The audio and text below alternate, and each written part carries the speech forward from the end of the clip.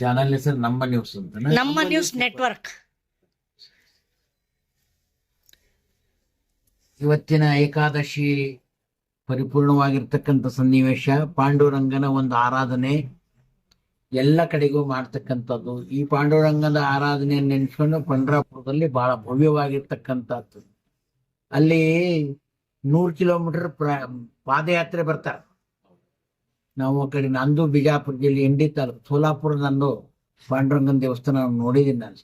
ಅಲ್ಲೆಲ್ಲ ಮಕ್ಕಳು, ಮಹಿಳೆಯರು, ವಯೋವೃದ್ಧರು 100 ಕಿಲೋಮೀಟರಿಂದ ಪಾದಯಾತ್ರೆ ಬಂದು ಇವತ್ತು ದರ್ಶನ ಮಾಡಿ ಪ್ರಸಾದ ಸ್ವೀಕಾರ ಮಾಡತಕ್ಕಂಥ ಭವ್ಯವಾಗಿರ್ತಕ್ಕಂಥ ಕಾರ್ಯಕ್ರಮ.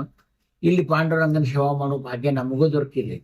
ಈ ಕ್ಷೇತ್ರವನ್ನು ನಾನು 3 ವರ್ಷ ಆಯ್ತು ವಹಿಸ್ಕೊಂಡು ಈ ಕ್ಷೇತ್ರದಲ್ಲಿ ಆಗ್ತಕ್ಕಂಥ ನ್ಯೂನತೆನೆಲ್ಲವೂ ಸರಿಪಡಿಸ್ಕೊಂಡು ಪಾಂಡುರಂಗನ ದೇವಸ್ಥಾನಕ್ಕೆ ಅಭಿವೃದ್ಧಿ ಮಾಡ್ಬೇಕಂತ ಮಾಡ್ತಾನೆ ಇದ್ದೀನಿ. ಮುಂದೆ ಕೂಡ ದೇವಸ್ಥಾನವನ್ನ ನವೀಕರಣ ಮಾಡಬೇಕು ಅನ್ನೋ ಸಂಕಲ್ಪನೂ ಕೂಡ ಮಾಡಿದ್ದೀನಿ. ತಾವೆಲ್ಲ ಪಾಂಡುರಂಗನ ಭಕ್ತರು ಇದ್ದೀರಾ. ಆ ಸಂದರ್ಭದಲ್ಲಿ ತಮ್ಮ ಸೇವೆ ನಿರಂತರವಾಗಿರ್ಲಿ. ಏಕಾದಶಿ ಅನ್ನೋದು ಬಹಳ ಶಾಶ್ವತವಾಗಿರ್ತಕ್ಕಂಥದ್ದು. ಇತಿಹಾಸ ಪರಂಪರೆಯಲ್ಲಿ ಪಾಂಡುರಂಗನ ಒಂದು ಏಕಾದಶಿ, ಆಷಾಢ ಏಕಾದಶಿಯನ್ನ ಬಹಳ ಭವ್ಯವಾಗಿರ್ತಕ್ಕಂಥದ್ದು. ನಿಷ್ಠೆಯಿಂದ, ಶ್ರದ್ಧೆಯಿಂದ ಉಪವಾಸ ಆಚರಣೆಯನ್ನು ಮಾಡಿ ಎಲ್ಲರೂ ಮಾಡತಕ್ಕಂಥ ಒಂದು ಕರ್ತವ್ಯ ಇದೆ.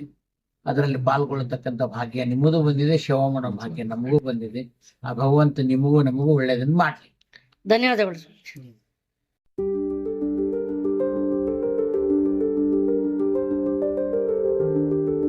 Like, comment, and subscribe.